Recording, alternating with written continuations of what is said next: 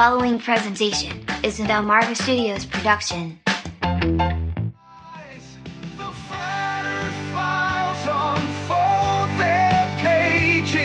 Revealing truths that shift the stages from the firmament up high. Welcome back, truth seekers from around the world. It's time for another edition of the Flat Earth Files podcast. I'm your host, as always, George Hobbs. Hope everybody had a great weekend. As we continue on, we have a great guest standing by. Before we get to Robert today, just a quick reminder. Check out the website. It is theflatearthfiles.com. We now post every episode as a blog post, and all the things we talk about during the course of the episode, I'll cite there, so you can check out and further investigate for yourself. We also have a very large forum with lots of knowledge and information there, and feel free to share your thoughts as well. It is theflatearthfiles.com. If you would like to join us as a guest, like Robert is tonight, it is fefilesguest@gmail.com. Again, it is fefilesguest@gmail.com. If I have not got back to you yet, don't fret. I will get back to everyone. I'm looking right now as we speak. There's probably 15 people I still have to get back to. I'm working on a schedule. I try to do it a few weeks at a time. So be patient, and I'll be in touch with you in the very near future. And without any further ado, let's get to tonight's guest. Robert, how are you, sir? I'm doing great, George. Thanks for having me on. Yeah, thanks so much for coming on this Saturday evening. Lots to talk about. And before we get into it, why don't you go ahead and introduce yourself to the audience? Sure. Well, I'm 55 years old. I live in southern Middle Tennessee.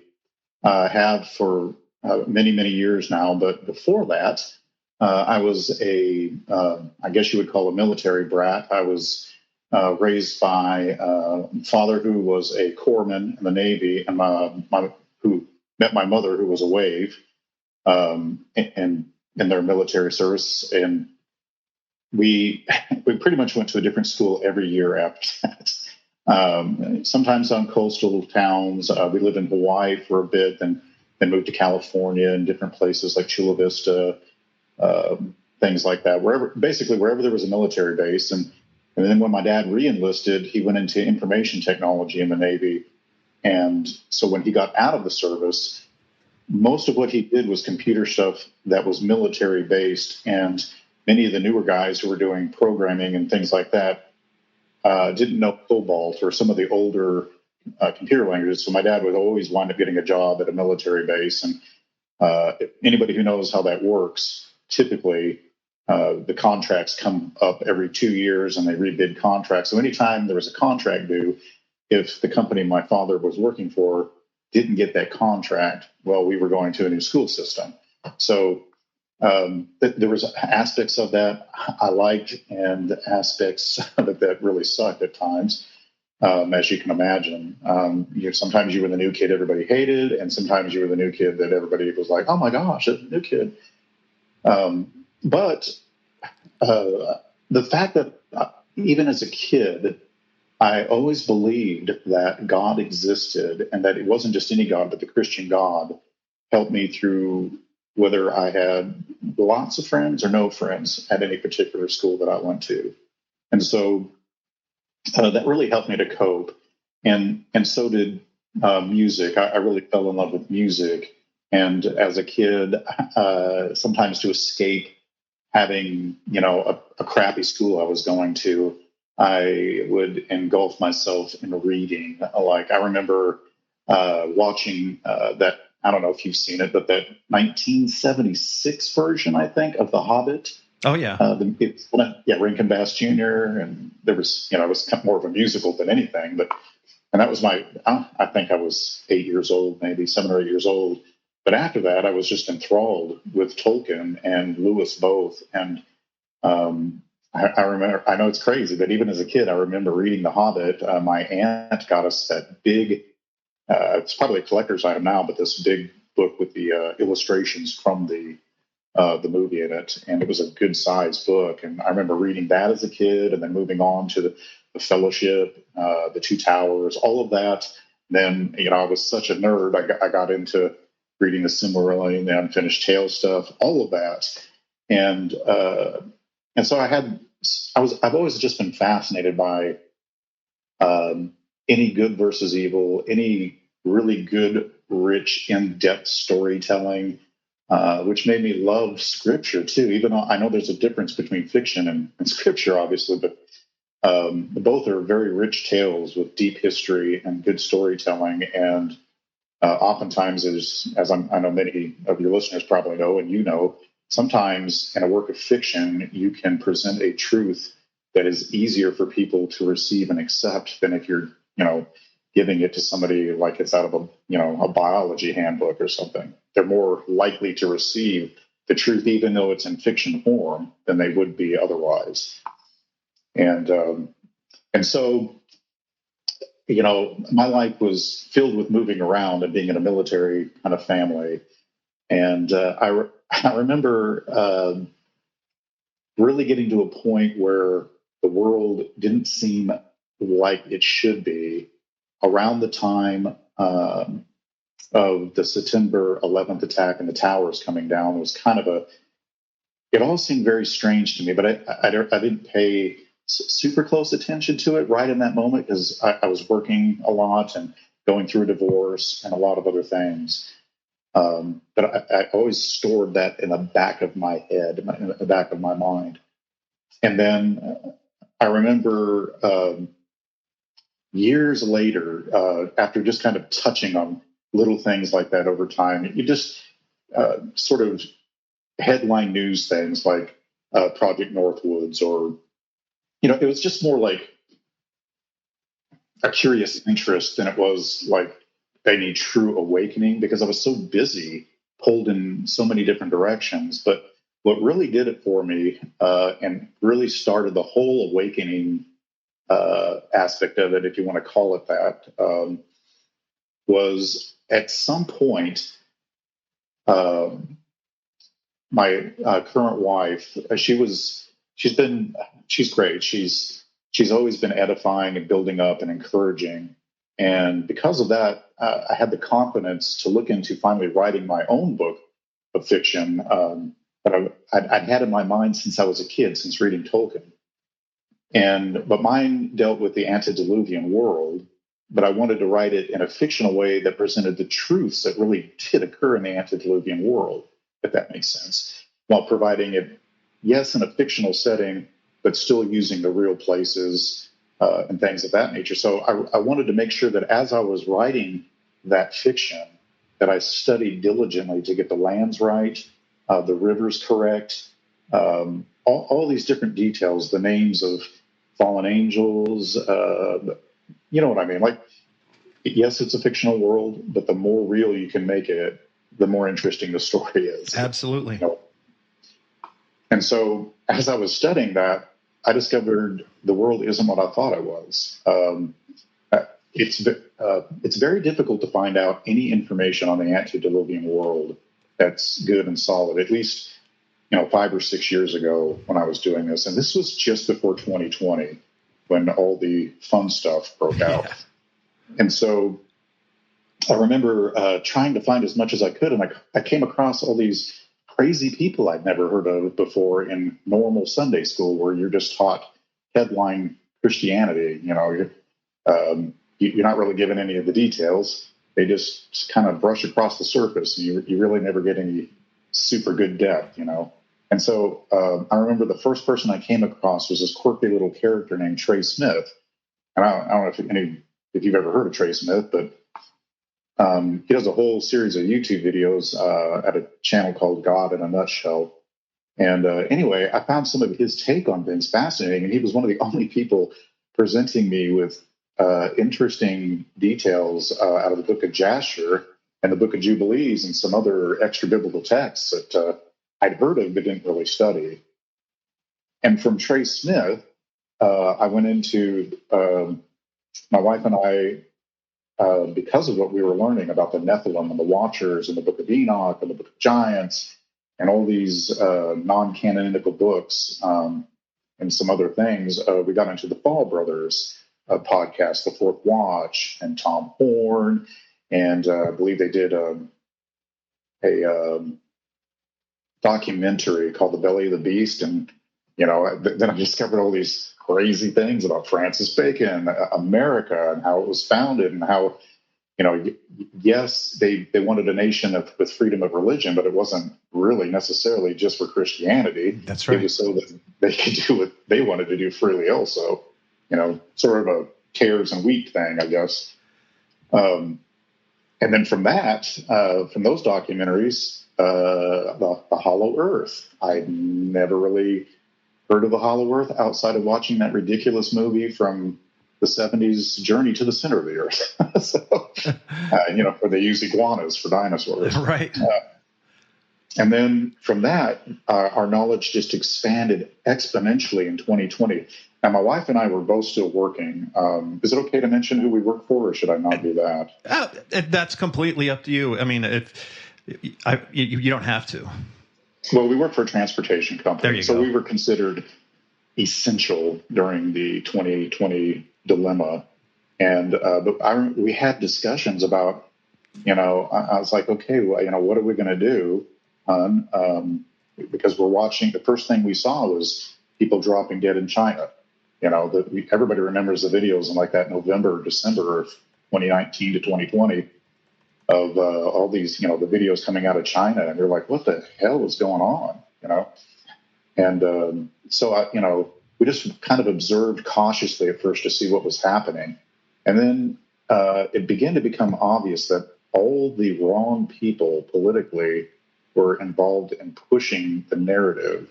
And they were asking for the quirkiest and stupidest of things.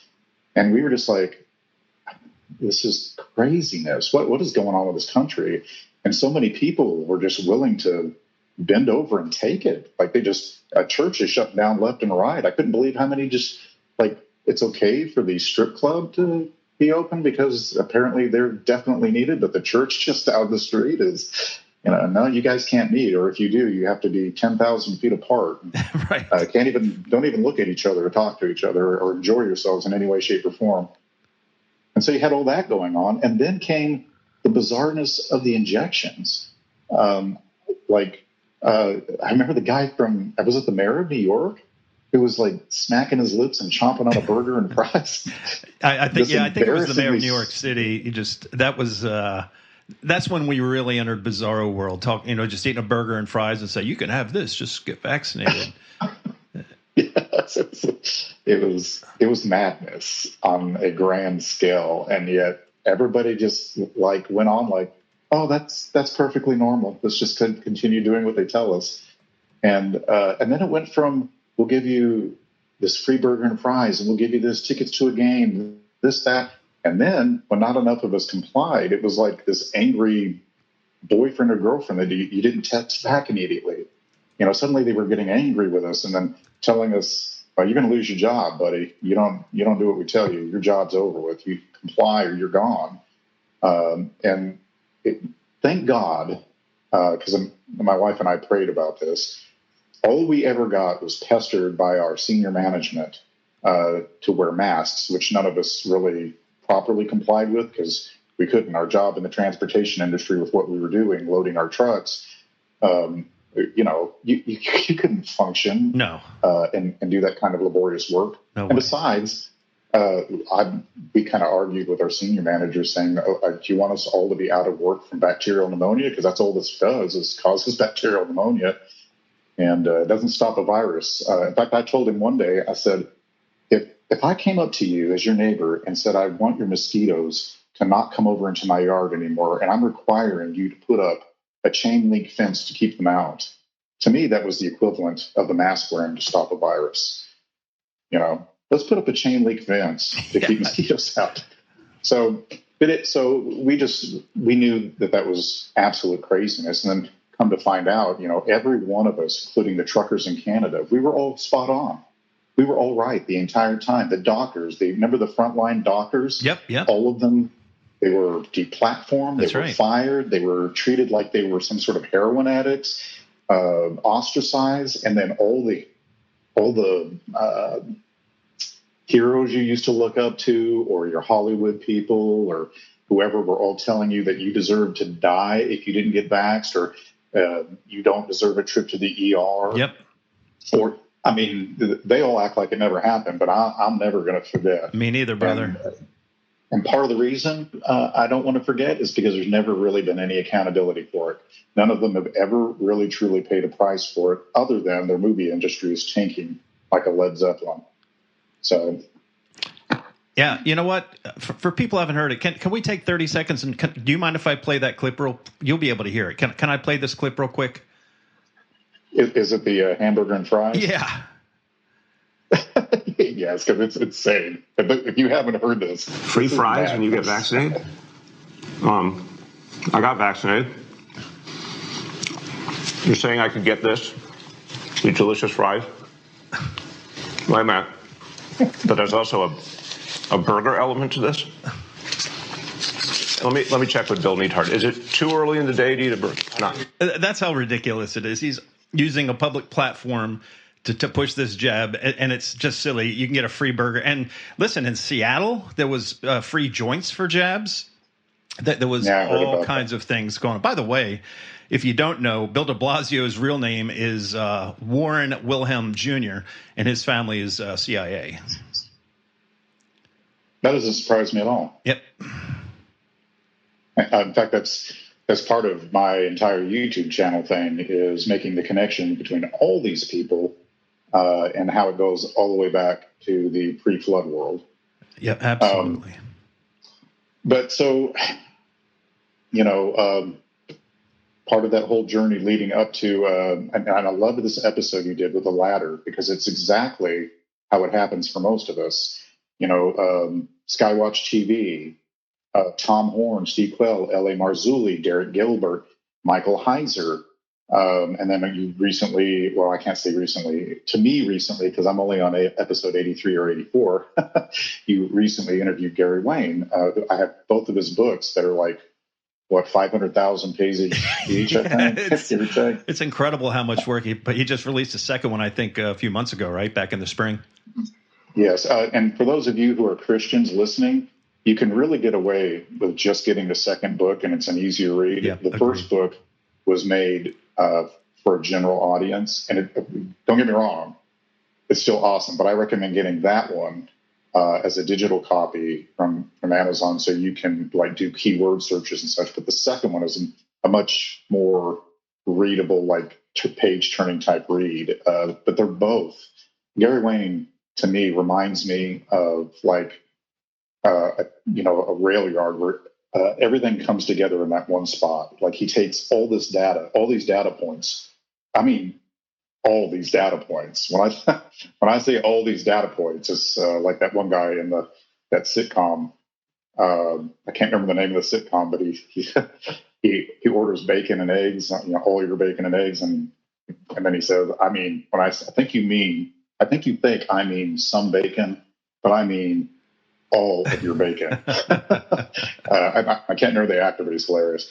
But so all of these points, and it's like this connecting train station. He puts it all together in such a way that is amazing. And if you don't have a copy of it, I think it should be required reading of anybody who's a Christian who wants to know what in the world has been going on since day one in the world, and figure out what these characters are up to. I really feel like it's that important. And I'm glad you brought that up, Robert, because it's actually it's 30% off right now. So I'll make sure to put the link in the show notes. It's under $10 on Kindle, but right now you can get the paper book for like $25, and the bang for the buck is just unbelievable. It's a fantastic book, and he's a great guy.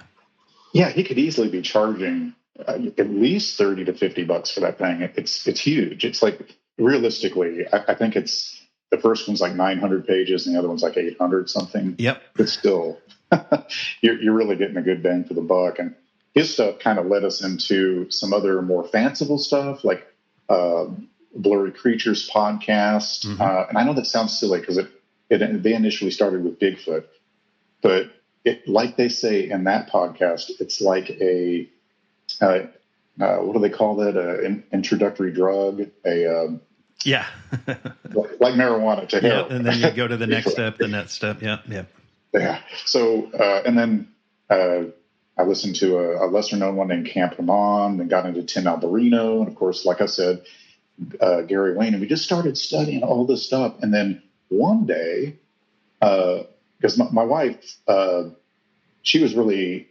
I'm one of these people, and I don't know if you're this way, but I like to, like what I'm doing with your podcast. I'll start from the first episode and like listen to every freaking episode that I can, like all the way to getting current.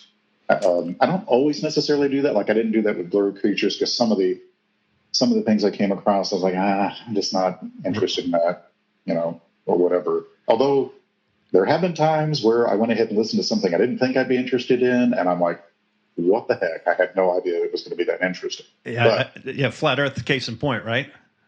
Yes, exactly. And that's where this leads to, is because my wife, she would like, it's like a sample platter. She would go to a podcast and I'm like, oh, that's cool.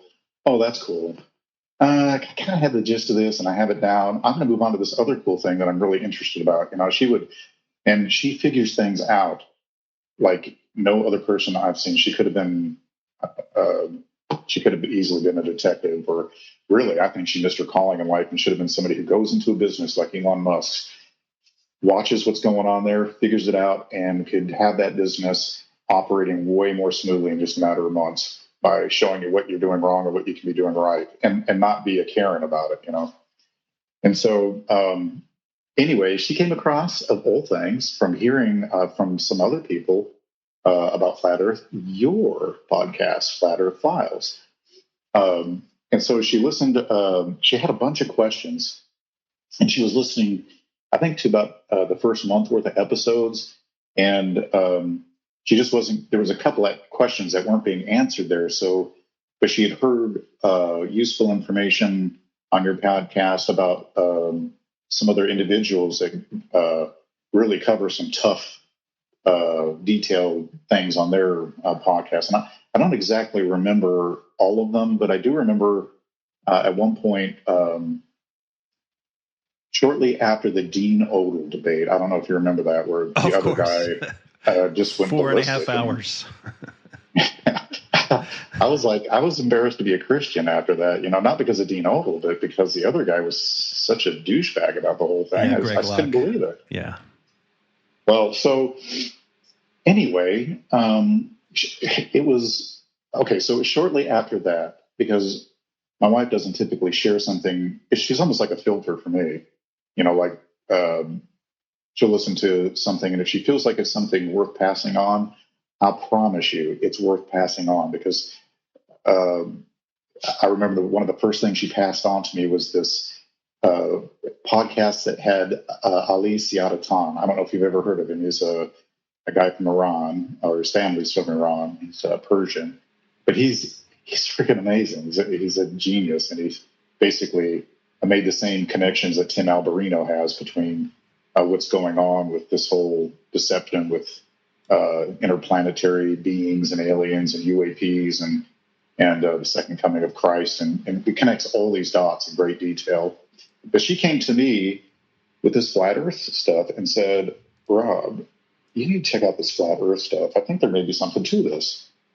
And so the first thing I did, of course, was I listened to the Dean Odell debate, and I can't say that I was super influenced by that, because to me, there wasn't a whole lot. Scripture is important, but because it bogged down into such a debacle, I was like, I need to look for some other people or something. And so I kind of put it off for a while, but I started reading different things, and I can't remember the guy's name. One of the first people I came across as I was searching outside of your podcast was a guy on YouTube that does like 24/7 debates. Like his YouTube channel is just nothing but debating constantly. I don't know. And I think he's British, and he can be kind of cantankerous at times. But man, there was so much useful information if you can get beyond the cutting people off and stuff, that I decided to really look into it. And so, I started looking into it. And one of the first things that really caught like a hook in my jaw that made me want to investigate so much more was what I've heard a lot of people say, which is either their equation is completely wrong, or this Earth is flat because you can see too far. I don't see how you could see it any other way.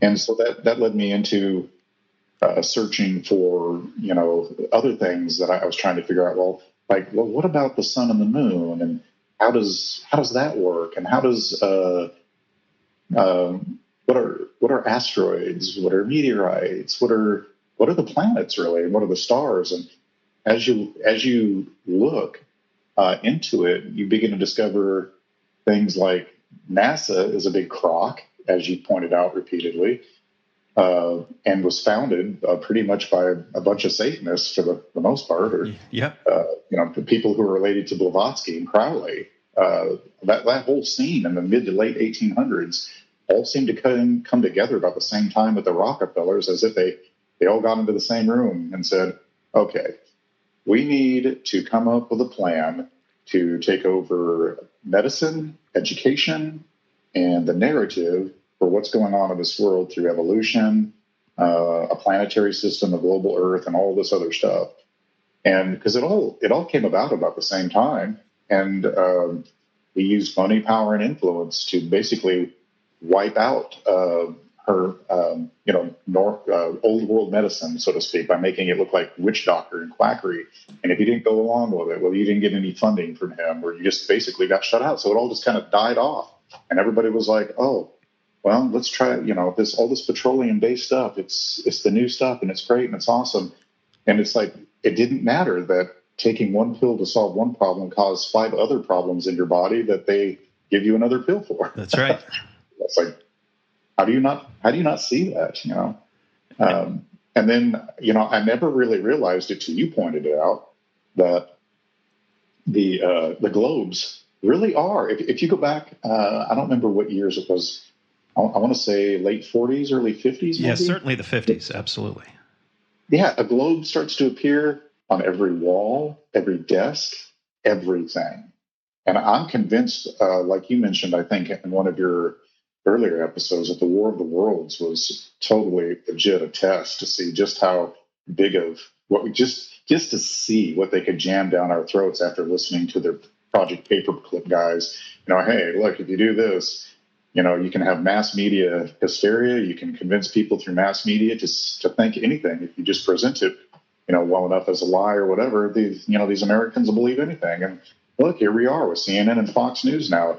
They dress these CIA agents up well enough and make them speak well enough and interrupt the interviews, that start to tell the truth well enough or cut you off. It's what they do. Controlled opposition, the whole bit. It's pretty clear. Once you wake up, you begin to discern things you never really saw before. And now my wife and I can't even watch movies anymore without seeing, the number 33 on a mailbox. Absolutely. You name it. Or on a clock, for crying outside. 11:11. Oh, look, it's 11:11 on the clock. How about that? And so, clearly numbers mean things to these people. And again, I think it's the interconnectivity between humanity and these rebellious angels that have been screwing with humanity ever since before the flood.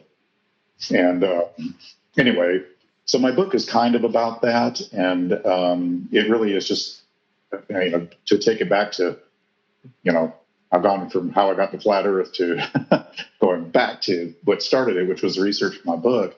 It really was just a Tolkien-esque type book where I've got a main character that's going to descend into the earth to open the floodgates of the earth as the main protagonist, being stopped by, of course, Nephilim, fallen rebellious angels, and all these different things. And I've got a host of characters, great dialogue, and I'll even, after the interview, through email, if you want, I can send you a couple of the first 2 chapters for you to read. That'd be awesome. Thanks. Sure. And then, of course, I didn't mention this, but everybody in my family has served in the military but me. I had a brother in the Air Force stationed at Minot, babysitting missile silos. And then I had a brother that was going into pharmaceuticals in the Navy. And of course, my dad was a corpsman, my mom was away, but I was going to be a musician, a long-haired, big-haired 80s metal musician, Nice. and it didn't pan out. And honestly, I'm kind of thankful that it didn't, because I look back at some of the people I was associated with and where it was headed, and it wasn't a good place. And I so much prefer. I know some people don't like it. This whole generation of things that can help you produce music at home because it makes it too easy, and I get that. But there's still some good quality stuff that you can put out there. And like when you go to my YouTube channel, one of the first things that plays is my video with a song on it, I think, called The Veil in the Valley of the Shadow of Death. And I'm putting together that whole album of 11 songs that I'm going to call 11sies because I'm a Tolkien fan. And anyway, those 11 songs are all going to tell a similar story about a gray wanderer or pilgrim that is witnessing the descent of chaos involving mankind that started from the pre-flood world all the way to the end, where we literally are so deceived that we wind up fighting against the return of Jesus coming back. Humanity literally fights against God coming back. It's just unbelievable. But, well, I say that, but that's the old me thinking it's unbelievable. I look at what I know now, and I'm like, I already see it. I see it when I'm researching for the videos I put out. I see people talking about emerald tablets and Enlil being Yahweh when he's clearly not.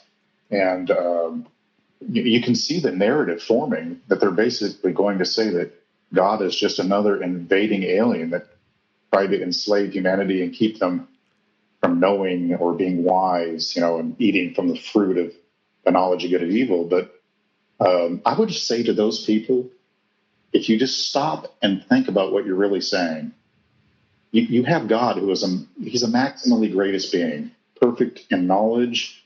He is the logic, the word.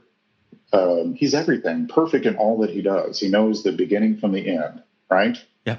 So you eat from this tree that allows you to decide what is good and evil apart from that being. How is that advantageous? It seems like we have an entire history of almost 6,000 years now that demonstrates clearly that was a huge mistake. Absolutely. And the other thing that doesn't get talked about enough is people aren't ready for the knowledge. And that goes to my awakening. I wasn't ready for this knowledge when I was 20 or even in my early 30s. You just can't have this incredible amount of knowledge bestowed upon you all at once. And that's also something we get flooded with emails, explain this, explain this, explain this. I've said many times, I think it's kind of, I don't know what the word is, but to be able to say that we can decipher everything God's created, I don't know. I mean, some of the things I do believe we'll find, these mysteries, if you will, we'll find out when we enter the kingdom of heaven. But to be able to say we can decipher everything that God did, how he created it. I mean, he tells us the story, what he did during those 6 days, and he rested on the seventh day. But to actually be able to say, this is what this is, where it's at, we're just not meant to know every last thing, going back to the tree of knowledge. Yeah, absolutely. And not just that, but, deciding for yourself outside of a God or maximally greatest being, whatever you want to call God. I see it from the Christian perspective. But if his moral law is perfect. So again, if you're deciding for yourself what is morally good and bad based off your own personal preference, it's clearly a problem. Some people, all you got to do is look around. Some people have decided that it's okay to steal from you, to kill you, to take your children. We have 300-something thousand missing children now from across the border. It was 80, now it's 300-something thousand. Yeah. So clearly, Hillel or Lucifer is the king of slanderers and a liar, and we fell for it. We fell for the idea that something was being kept from us, but all it's done has ultimately ruined us, because we're deciding, each one of us, our own subjective or moral code outside of the prime objective moral code that he presented to us, which was very simple. I mean, it really boiled down to 2 commandments initially, right? Love the Lord your God with all your heart, soul, strength, and mind. And the second one is like it, love your neighbor like yourself.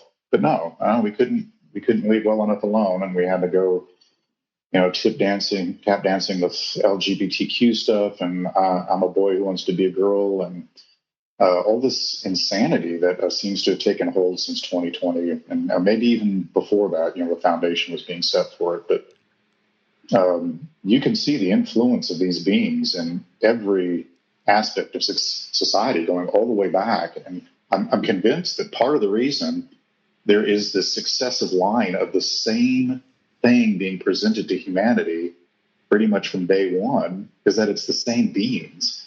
I just did a video today uploading that concept where, we had these. Have you ever seen the movie The Highlander? I'm sure you have.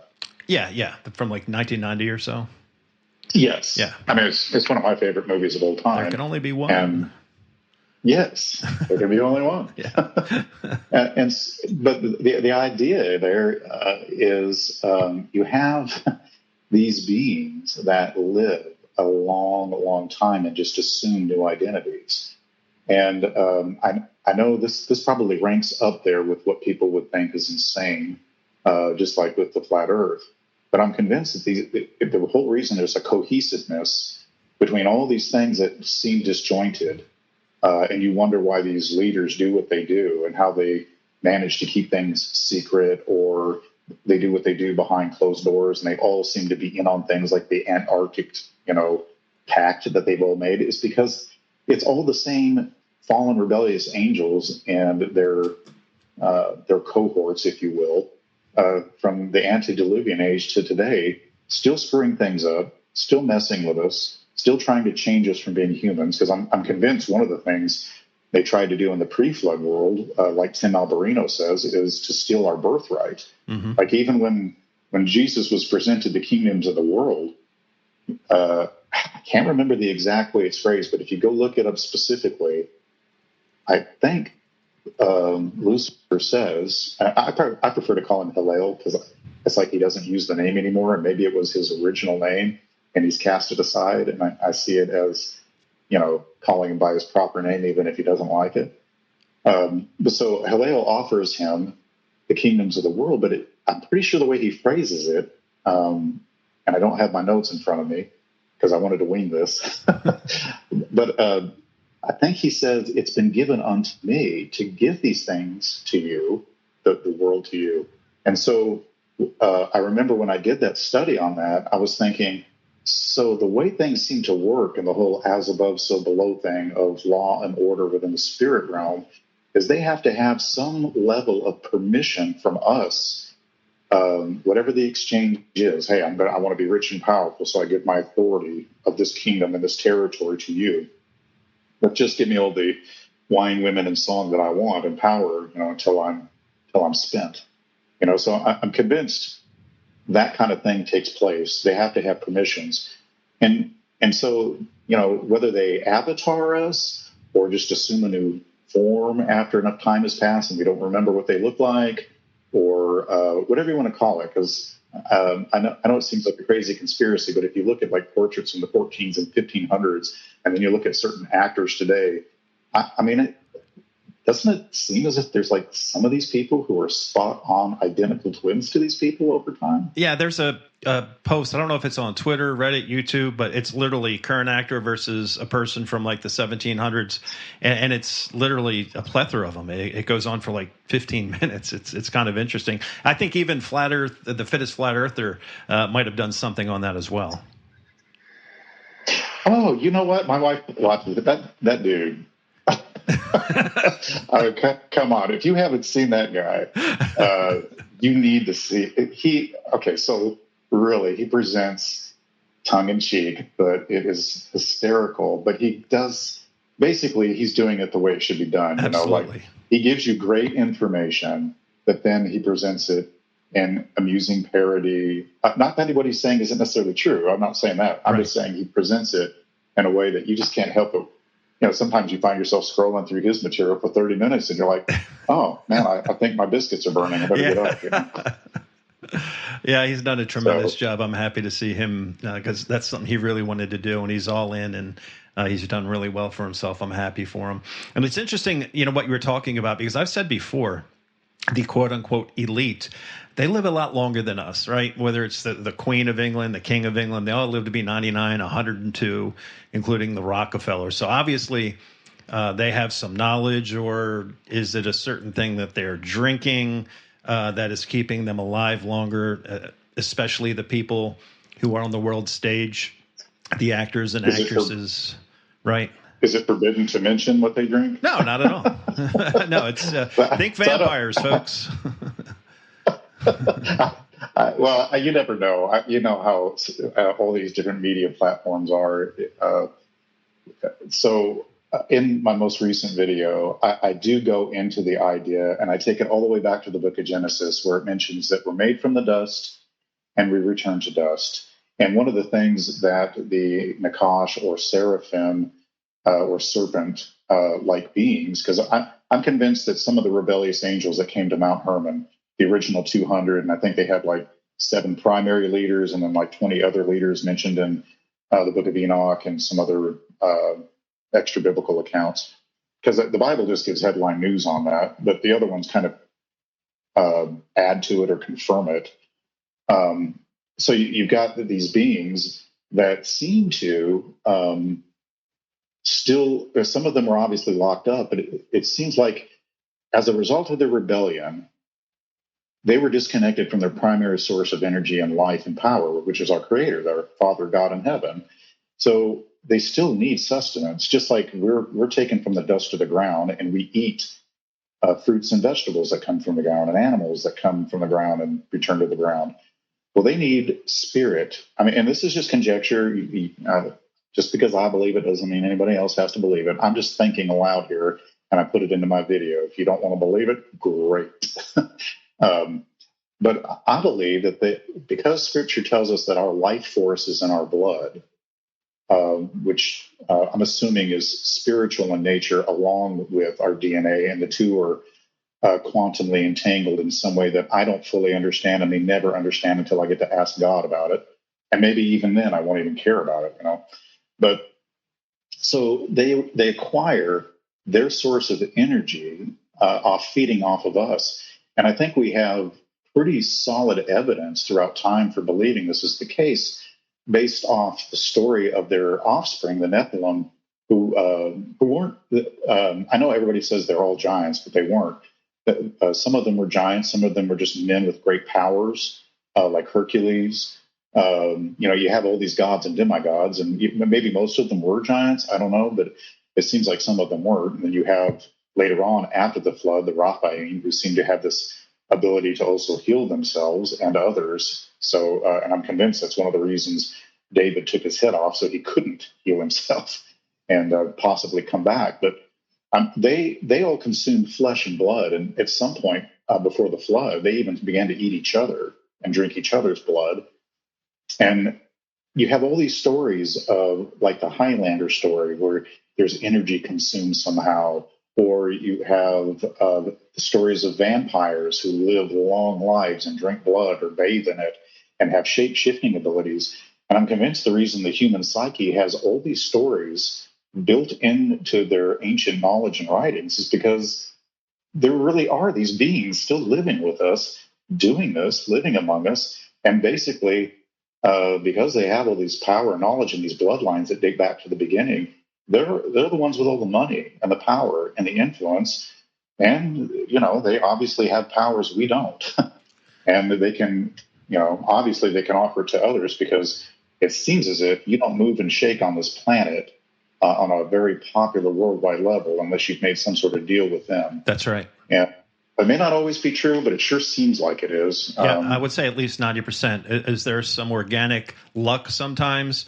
Certainly, but if you're going to be like an influence seriously with a large audience, whether in music or movies, you have to be part of the club, without a doubt, because you have to push a certain narrative. Sure, there's some people who not every musical group from the 80s was part of the club. I'm sure the Men Without Hats who did the safety dance, I don't think they bent their knee to Satan. But certainly, the big ones, certainly without a doubt, I believe wholeheartedly did. Yeah, they certainly didn't get any keyboard skill from No. any fallen entity. No. I always said to myself when I was doing my own music, I was like, I hadn't really, I can't play keyboard with both hands, but I can do some pretty mean stuff with one hand, a melody line, which you can hear in that video. I do some keyboard stuff on my video, and I plan to upload more of my music. And part of the whole idea of my music album, because I know you can't make money off streams. What is it? You have to have 30 trillion streams to earn 25 cents to put in a bubblegum machine. Yep. So I know I may not make money there, but I was thinking about providing my story narrative for the concept album as a PDF download for people to be able to download the album for like, I don't know, $11. You get the story, you get the songs, you get to read the PDF. But I worry about that because I know part of the enjoyment of listening to music is imagining what the sound story is doing in your own head as the music plays out or you hear lyrics or whatever. But I also thought, well, you can still like read my story narrative and still picture it in your head in your own way, what the character looks like. So I don't know. I'm still up in the air about that. Yeah, for sure. But speaking of music, if I can run this past you, Led Zeppelin 4, they had a song called, no, I'm sorry. It was, no, wait a second. What's the one about the Hobbit? Not Ramble On. Achilles' Last Stand. That was about the Thor, Hammer of God and all that. But there was a song that maybe it was Ramble On. It is Ramble On that mentions Gollum and Mordor. Yeah, there you go. Okay, yeah. It's very interesting. Yeah, for sure. That when you go back, like when you listen to it, I always wonder if these big groups who are part of the club, intentionally put lyrics because the English language. There's some very in-depth books and podcasts and YouTube channels that break down the English language, and a lot of people think that the words themselves have deeper meanings than we quite realize. And a lot of people say that the big bands of the 70s and even in the 80s, when you're singing them, it almost is a chant. I've talked a million times about Let It Be and the experiment they did at Stanford, where it makes, singing that song over and over makes you docile. Do you think there's any legitimacy to that? Well, I would think there'd have to be, right? I mean, if our Lord spoke everything into creation, he used the vibration sound waves of his voice and light, because there is no darkness in him at all, to basically create all of reality, right? So we have everything made up of vibration and, light or string theory, if you want to say that. And so if you can have that, I mean, not that I'm saying we're God, but I think we can take the materials he's provided us. And through, like even now, when I tune my guitars, I do it to a different frequency when I'm playing, because I really believe that certain frequencies can be harmful. I mean, all you got to do is look at your plants when and you can see that certain frequencies help them to grow and some don't. Some are damaging, some are not. Some plants respond to different forms of music and whatnot. And I do believe that you can put lyrics into things. And maybe beyond just doing lyrics, maybe they do other things to make the song, more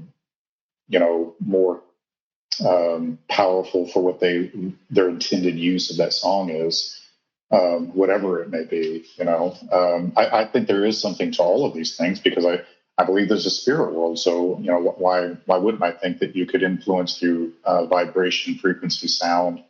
And I think even in the MK Ultra program, another wake up for me, as well as Project Montauk, they use things like light and frequency and things like that to break people into spiritual fragments, to be able to manipulate them in different ways, so you could compartmentalize a human being, so that you have this human being when turned on in this one area that you have manipulated, is capable of doing something that the rest of them doesn't remember. It looks like they go out, they get triggered, they steal something, set something on fire, do whatever task they're supposed to do, kind of like the Jason Bourne thing, and then they black out and don't remember what they did. They couldn't tell you where they went, how they got there. They have no idea.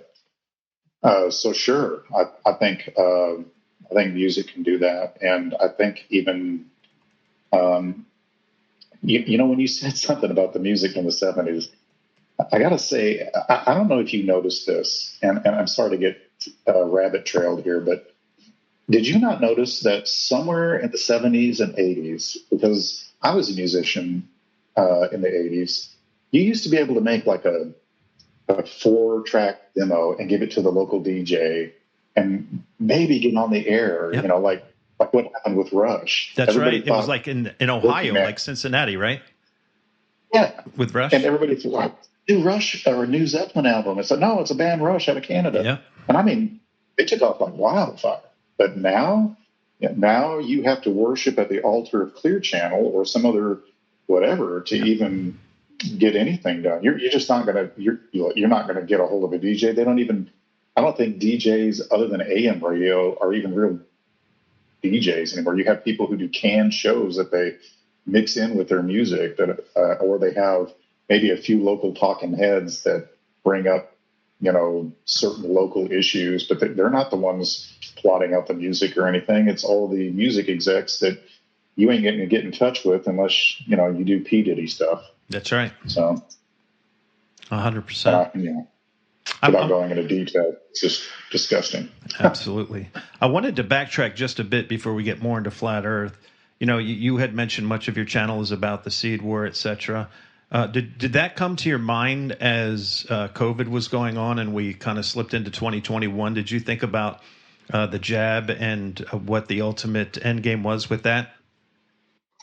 Well, I started in debates on social media. I started calling it Project Thanos because I immediately knew just from looking at Bill Gates and all the other people involved with the AIDS stuff, including Fauci, that what they were up to, at the very least, was miscarriages and the inability for Western civilization to maintain a healthy birth rate to depopulate. That all the people that pushed hard on this jab were people who have openly supported the idea of depopulation. I mean, if you look at Bill Gates and his background and the abortion industry and everything his parents were involved in, and Fauci and all the things he was involved in, and any of the others associated with any of these people, the World Health Organization and the WEH, they all talk about. Of course, they're not going to say they want to off you like Thanos did, but with a snap of their fingers. Although I'm telling you right now, if one of them had the glove, if Klaus had the glove, he would snap his fingers in a heartbeat to get rid of 50% of us or more. Yep, he didn't absolutely. even care. Yep. He just wants enough people to feed his fat face, I guess. I don't know. Enough workers to plant his garden or whatever he needs in his 15-minute cities. But so, yeah, I think that whole thing was about depopulation, really, and other things that would just be absolute wild conjecture and speculation on my part. Like, I've watched videos, I don't know if they're true or not, but they're done by people who were associated with the frontline doctors talking about, some of the stuff that's being injected is capable of taking aspects of your DNA and reassembling an entirely new communication network frame within your body biologically, so that it's not like you could electrically get rid of whatever is inside you through EMP type stuff or anything, because you've got a whole new biological neural network that it's constructed for, possible communication to. I mean, let's say they want to, with all the vaccinated people, create some new virus, and they can just somehow communicate with that and give you whatever they want and kill off a certain part of the population here, there, anywhere, whatever they want, or even have, some sort of, I know it's ridiculous sounding, but maybe even some sort of zombie apocalypse by controlling these people. I think, who was it, Russ Dizdar, I think, that talked about a Black Awakening and things of that nature. Yeah, now, that wouldn't necessarily be COVID people. It would be people involved with possibly MK Ultra and things of that nature. But still, there's always that possibility. And though that's not necessarily related to my book at all, it is related to my website theme and narrative and my music narrative, because, again, I believe all of this is connected.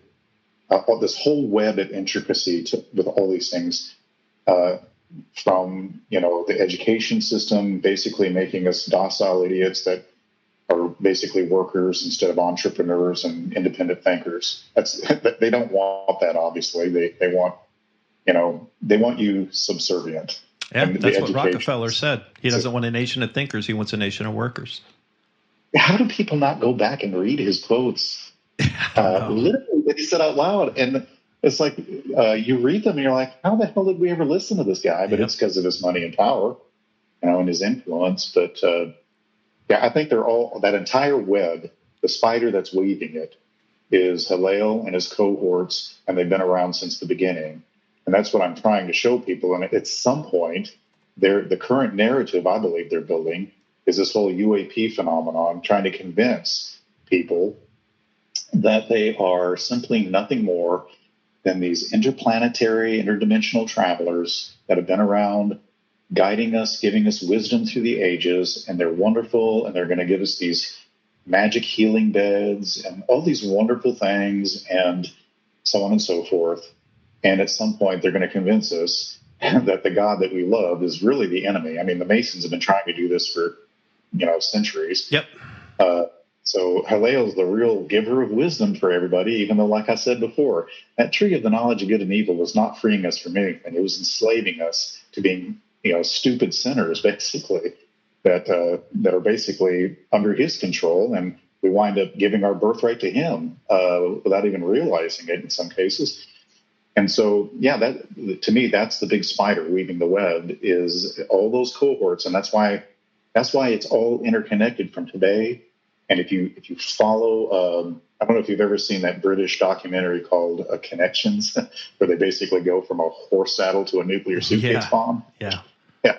I was fascinated by that. But if you look at the connectivity, you've got these beings that have been there behind the scenes this whole time. I think there's a restrainer of lawlessness and a veil currently in place since somewhere after the flood that restrains some of their activity and their ability to reproduce. Like Gary Wayne said,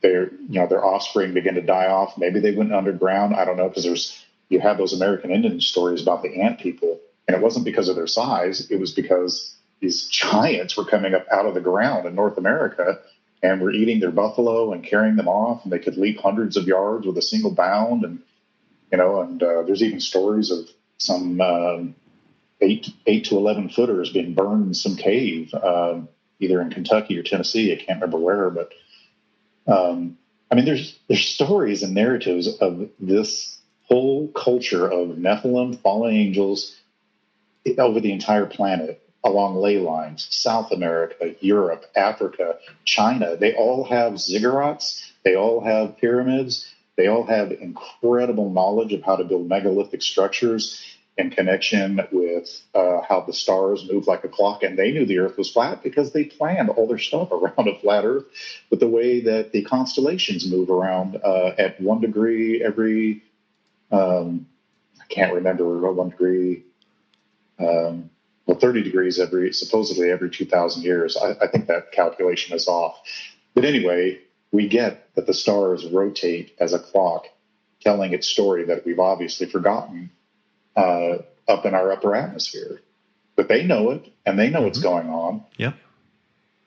And I'm convinced they're going to well, we already know, right, from reading Revelation, that they persuade most of humanity to fight the return of God, because they think that whoever these beings are the right angels, and the Antichrist is their Messiah.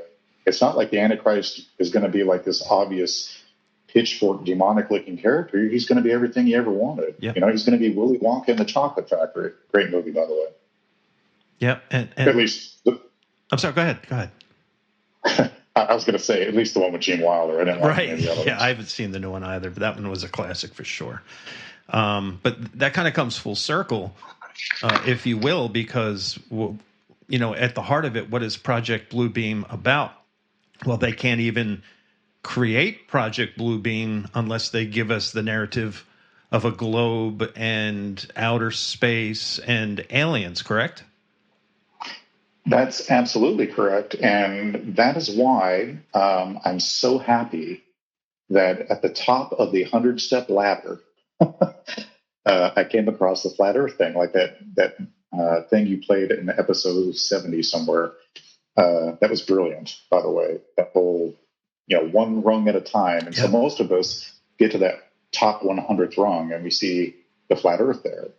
And I never made the connection until I started listening to your podcast, because I thought, all this other stuff was so important, and it is.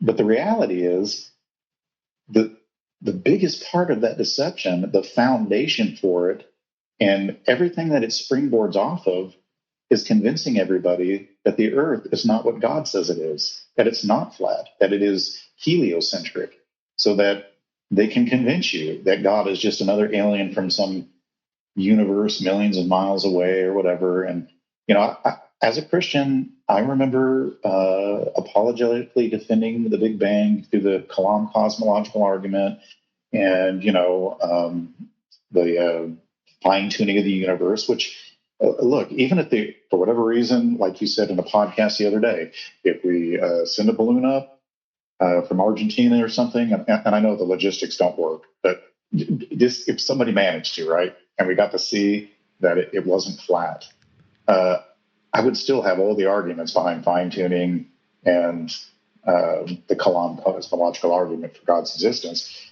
But if you read Scripture and combine it with the flat Earth, that to me is the narrative and the more cohesive story, and makes a lot more sense with what biblical cosmology is, and that is a flat Earth. And I had a debate on X just this morning about these guys talking about 290-degree turns on a globe and get you back to your starting point. And I misunderstood what they were saying. I was thinking, because initially the guy said 390-degree turns. I was like, it's a square. It wouldn't matter if the world was a globe or flat as a pancake. You're going to wind up at your starting point, right? And I don't know if you've heard this argument before, but they were saying if you go out like 1,000 miles, take a 90-degree turn, go out another 1,000 miles, and then take another 90-degree turn, you wind up back at your starting point. Yep. And my wife and I were discussing that this morning, and I was like, doesn't a triangle only have 180 degrees? So what the hell would that other degree be? I don't even understand the argument. So I asked the guy that made the argument. I was like, okay, so 90 degrees, you got 180 degrees. What's the angle of the third degree in this triangle on the globe you're referencing? Because I don't think what you're saying is possible. And I looked it up, and there is no flight pattern on record that ever indicates that a plane ever did that. Nope. And any flight pattern to make a triangle work on a globe. So I don't know. There are more and more pilots. Desperate. There are more and more pilots going public. Of course, the algorithm does their best to hide them. I probably need to start dropping them into the forum on the website, because it seems like now almost every week there's pilots. People are just going up to the cockpit as they're on the plane, ask them a few questions. They're like, no, we don't obviously, continuously tip our nose down, and it looks relatively flat. And again, I always tell people, if you're ever in Colorado Springs, go to the Manitou Incline, look for yourself. And that in itself, you'll be like, yep, we're not on a ball. Yeah, the mountain thing you bring up all the time. It should be, what did you say? 40 miles below the visual line, according to their calculation. Mm-hmm. But you can clearly see the entire mountain off in the distance. How is that even possible? So either I've mentioned this to them, because you try to do breadcrumbs because you don't want to break somebody's fragile global mind.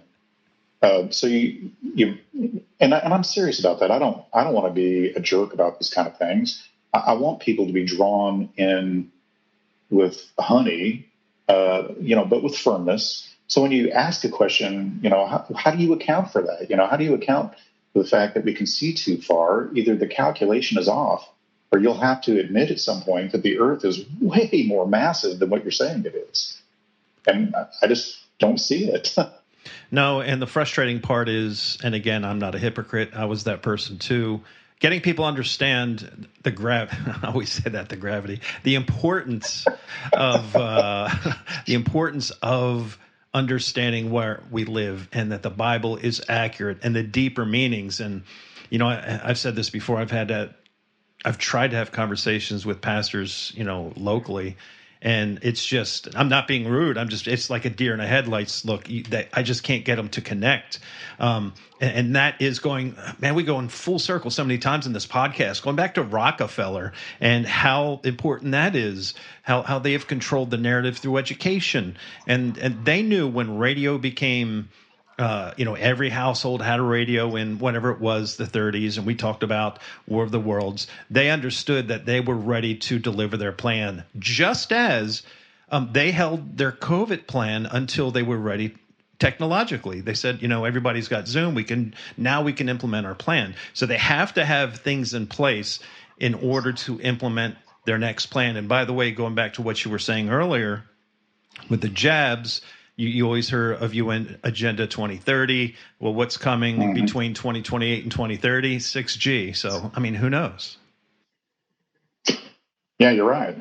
Who does know? And a lot of the things that we wildly speculate on, or maybe even joke about, it seems like 6 months to a year later, it's like, well, who knew? Here we go. It's now it's coming into fruition. Absolutely. You never know. And that's what they say now. What's the difference between a conspiracy and the truth? About 6 months. Yeah. And that distance gets shorter all the time. Yeah. And all these things, whether it be 9/11 or COVID, it's about creating a new norm, right? They like to say it's just the new, what's the term they use? Darn it. There's a phrase they use that I just can't stand, but it's basically they're creating new norms. And we as humans, we're very adaptive to the changes in the world. And it's crazy when you look at the world just in 2019 and how much it's changed in just 5 years. It's truly incredible. It really is. Yeah. Like I've heard you say, I never would have thought so many people would fall for the tyranny and give into it and not even fight. I'm so glad that my wife and I were blessed to be surrounded by people who were fighters and free thinkers. But we also had plenty of other people who, it's my Christian duty to love my neighbor and get the shot. And we were like, no, it's your Christian duty to live a life of truth and not surrender to lies and warn your neighbor of lies that are harmful to them. Well, I don't want to make grandma sick. I was like, well, grandma's getting sick because she's listening to them and wearing a mask and getting bacterial pneumonia from it, because it's my understanding that the vast majority of people who died in the hospitals died of bacterial pneumonia and from getting remdesivir and basically all their protocols that were designed to kill people, not actual COVID or, whatever. I'm sure there were probably people that did pass. I don't mean to be of course, insensitive to people who may have passed away legitimately from COVID. I do believe it is a real virus that of some sort that was unleashed on us because I lost my sense of smell for about a year. And I had to look up different ways that I could retrain my sense of smell, and that wasn't always pleasant. But it works if you retrain your sense of smell by using familiar scents like cinnamon, orange, peppermint, pine, things of that nature. Over time, you kind of retrain that.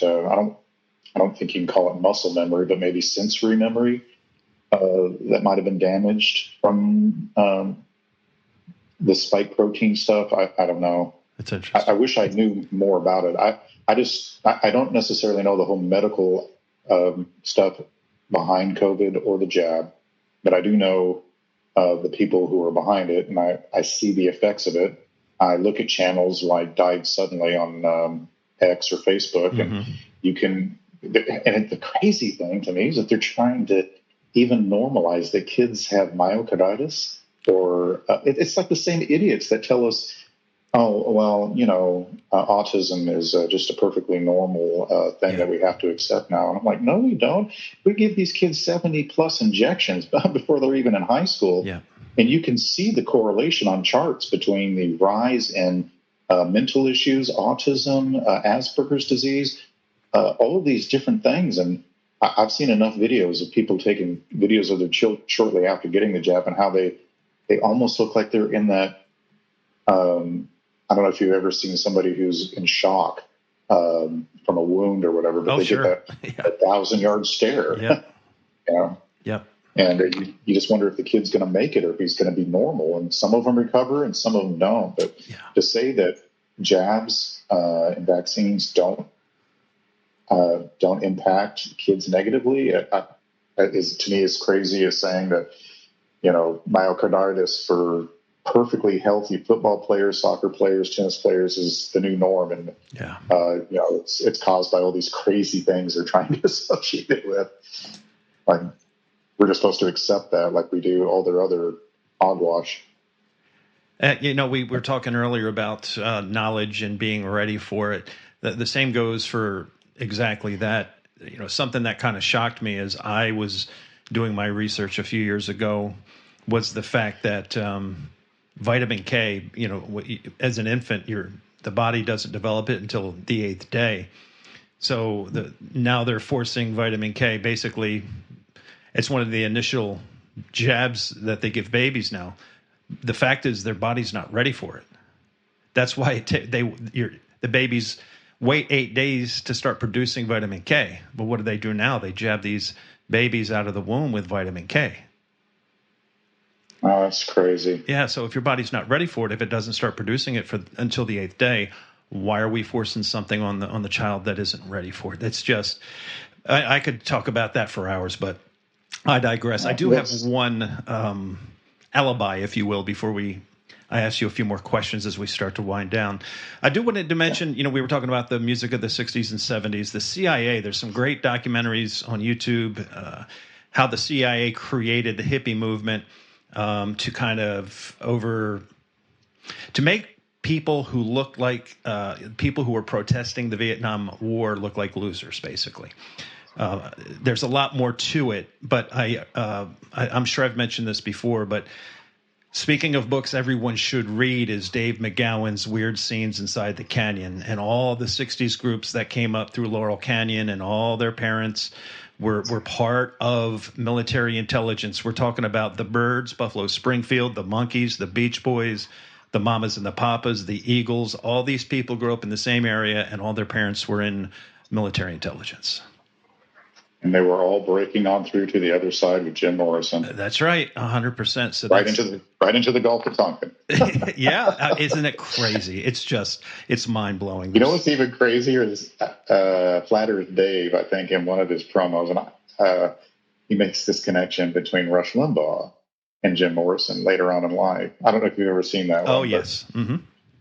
It's pretty interesting, and I wouldn't put anything past anybody who's in a position of great wealth or power, simply because of what you stated before, which is that generally speaking, and I want to say this for 100% of them, but for the most part, because God can have his Abrahams and his Josephs, and but they're few and far between, and the vast majority of them are compromised people who have done unspeakable deals to get where they are and to have that fame. And I don't understand it, other than, maybe in their minds it's better to have, 75 years or so of pleasure on earth than,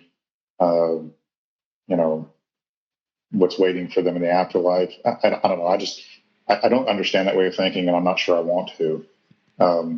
But it's pretty clear that something goes on, because it's almost impossible to break above a certain level of, you want to call it knownness or whatever, without making certain deals that wind up compromising you. And I certainly don't want to do that. I just want to get a message out. If people connect with my channel and enjoy what I'm putting together for them, to connect the dots for them, and so they can share a quickie video rather than one that's 2 hours long, great. Because I've got videos that are 5 minutes long, and my longest one right now is 41 minutes, and everything in between. And my music may not be for everyone, but it tells a story, and I find it interesting. And it's not just fluff music. It is music that is intended to not only tell a story lyrically, and also the story I write behind each one, But I like the music to rise and fall and tell a story also, which is why maybe it shouldn't be, but one of my favorite bands is Tool. And I feel like they almost called with their Fear Inoculum album, the most recent one. It's like they almost spelled out what was coming. That's interesting. With the COVID virus. And I don't know, if you read the lyrics for it, one of my favorite songs is a song called Descending by Tool. And it basically just talks about, we're in a free fall, and if we don't get our act together, we're done. Wow. So that album came out August 30th, 2019, which would have been about a couple weeks after Carrie Mullis died. And Jeffrey Epstein. Yeah. That's interesting. I'm not familiar. I mean, I know the group Tool. I'm not up to date with the band's newer stuff, but that is interesting, the timing of that album.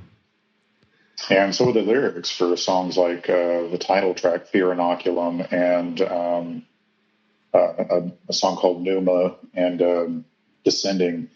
In some ways, it's almost like they knew what was coming. What? So the maybe lyrics some musicians are able to do that somehow. I don't know. This is crazy. So again, this came out August 30th, 2019. Immunity long overdue. Contagion, I exhale you. Naive, I opened up to you. Venom and mania. And it goes on about contagions. And man, what are the chances that came out with those lyrics? Yeah, it's crazy. And I think there's also a guy out there that has done videos on how he believes that they put some sort of, in addition to everything else, they put some sort of snake venom into the vaccines. I can't remember who that is. Yeah, but I interviewed him a couple years ago. He came out with a little documentary, if you will. It was called Poison in the Water or something in the Waters. Yes, and I think that was a failed project by those in power, which is why I think the food stuff doesn't work. I think the water stuff doesn't necessarily work, which is why they resorted to exposing themselves. I think they knew it was going to wake up a lot of people, but it was the only way to firmly, for whatever reason, to get that stuff inside of us. It was the key, and that's why they pushed this vaccine so heavily upon us. Yeah, God has made our bodies so resilient in His design that it seems to be involve two things with the vaccine, right? Because eating and drinking isn't necessarily giving permission, but going out and choosing to go get that vaccine, that was giving permission, and you allowed them to put something in your body that, my gosh, you didn't even know what the hell it was. What were you thinking? If you knew it was. You knew it wasn't 100% solid. You knew it was rushed. You knew it was questionable or some sort of, and you knew they put it out there under questionable means. And the only way they could do it was to suppress info on ivermectin and hydroxychloroquine and make it look like those were not proper alternatives. And one of the first things my wife noticed about all of that turned her, BS detector immediately on, was that nowhere during that whole time during COVID or the injections did they ever talk about any positive things you could do outside of the vaccine, like get some sunshine, get some the only air, answer was exercise. to get vaccinated. That was the only answer. They didn't talk about sunshine. They didn't talk about things to eat, drinking water. Just there's so many things you can do, but that goes back to Psalms 118:8. You put your trust in the Lord, not in man. And many people did just the opposite. They looked to the guy in the white lab coat for the answers. Yeah, I'm afraid that a lot of people are going to pay for that in 2025 if you believe that Deagle report. They have since taken it off their site. Yeah, they sure have. Because of the controversy. Yep. But boy, they for the longest time, I can't remember if it says that basically in America alone, 30 million people drop off. I think that's how many people were left. It's more than Robert. That. Yeah, I think it's either 30 million are gone or only 30 million are left. I think that's what it was. It was a huge drop off. It was like 25 or 30 million people. It went from 335 to 25 to 30 million, and then it started making its way on all the alt medias. I think when it was first disclosed, again right around 2020, and I think in it might have been the end of 22 or early 23, they pulled it. Yeah, that's right, because I remember trying to reference it, and I beat a debate, and I was like, well, damn it, now I can't even use this anymore, really, except for screenshots. And nobody believes screenshots anymore. So. Yep, there you go. And by the way, Dr. Brian Artis was the guy who did the documentary with, I think, Stu Peters, Watch the Water.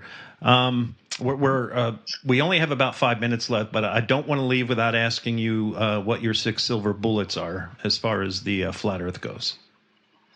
Well, I mentioned the one already, which is the curvature. That's hard to get around. I don't see how anybody gets around that.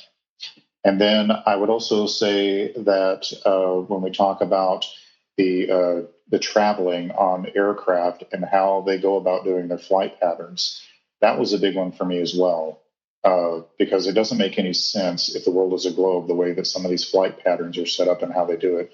And the third one would be that 16 emergency landings thing, where the way that they solve the crisis in flight doesn't make any sense on a globe. But if the Earth is flat, it makes sense where they decided to land or touch down or take care of business. And then fourth, I would say, and this isn't necessarily in order of importance, but water. Even if you believe that gravity was holding the water to the Earth, would it not, with the way it spins and the shape that they say it is, all begin to gravitate towards the center if it was going to be held on at all? Yeah. I mean, that's what would make sense. Like in a centrifuge, isn't that kind of how a centrifuge works? Yeah, absolutely. And that is the one thing that I wish people would take the time just to sit down and think about. Water always finds its level. You can't. It does. Centrifugal force, it's going to blow it away. It's not going to stick to it. It's just ridiculous. And again, you can't get too worked up because we were that person once as well. But I didn't mean to interrupt. Please go ahead and finish up. Well, my sixth and last thing would be Scripture. Yeah. Look, Scripture pretty much clearly, whether you like it or not, you can allegorize it away if you wish, or say that the ancients didn't know how else to describe it. But I think they did, and God knew how he wanted them to describe it, because that's the way he made it. And that is that either the Earth is fixed and geocentric, or it is flat. And I think there's every indication it's flat, because if you go outside of biblical resources or the Bible itself, it seems pretty clear that the ancient Hebrews had picture models and descriptions of it that had a flat Earth with a dome and the columns under the Earth, which I really believe that when the fallen angels built things on this planet, they were mimicking things from where they came from, like the pyramids, the columns, all these different things, including even, because I believe New Jerusalem that descends in Revelation chapter 21, it doesn't have to be a cube. If you look at the measurements, it gives the baits and the width or whatever and the height, but it doesn't necessarily give, the top of the pyramid structure, or what I believe is a pyramid. And I think many of these rebellious angels were just mimicking what they remembered in their former state when they got, basically kicked out and had to dwell here in these earthly realms for the most part. So that's my 6. And I'm still discovering more every day. And I would say, honestly, it builds the foundation for the narrative for so many things, including my entire Seed War project, because that is the culmination of it. And I'm so glad that I came across it, because it's that important. I mean, everything kind of stems from that. The deception and what it looks like they're building everything up to involves deceiving you into not believing the Earth is flat, because like of what you have said in so many of your videos, for the most part, the people who begin to understand the Earth is flat become closer to God, not farther away, or they have a relationship with God for the first time in their life. As there's so much good fruit born from it, I don't see how it could be mistaken, especially since Scripture clearly indicates all that. And I'm planning on doing a video for that and uploading it sometime between now and Monday evening. Oh, nice. I'm going to do a 3-part series explaining why flat Earth is important. Why do we even care, right? And then I'm going to give the evidence from Scripture. I know other people have done it and spelled it all out, but I'm going to do it in my video. For those who haven't seen it yet, I'm going to try to include every Scripture there is that indicates the world is a flat Earth model. And then my third one will be primarily dedicated to the scientific evidence for it, including the ether and everything associated with it. Outstanding. So, I'm looking forward to your book. I'm looking forward to your new video series. And once again, before we part ways, could you remind the audience where they can find your work? And just in addition to that, all these will be embedded in the show notes, so you can easily find this, folks. Yes. Well, you'll probably have to use the link in our discussion, because if you search for my YouTube channel, I'm so small still. Although I do have almost 4,000 subscribers in the last 30 days or so. My channel is You Will Know on YouTube, and it's also You Will Know on X. And there's other links there that can take you to places if you want to get a shirt or something to support my site. But those are the two main ones where I'm going to be posting my stuff. And it's mostly my YouTube channel. And again, it's just You Will Know, and it's based off the biblical verse, you will know the truth, and the truth will set you free, which I believe is absolutely correct. Yeah. We're all of us listening to this channel believe that, or we wouldn't be here. Amen. And again, folks, just go to the show notes. All the links will be there, so you can subscribe to his YouTube channel. And when you do these type of things, make sure you like and you subscribe and hit that bell, so when Robert puts out new stuff, you'll be notified. Algorithms can be tricky, and the more people like and do things like that, the better chance you have it to fall in your algorithm. Hey, Robert, it's been an absolute blast. What a conversation. The 90 minutes have flown by. But as always, before we part ways, could you, I'd like to give you the last word.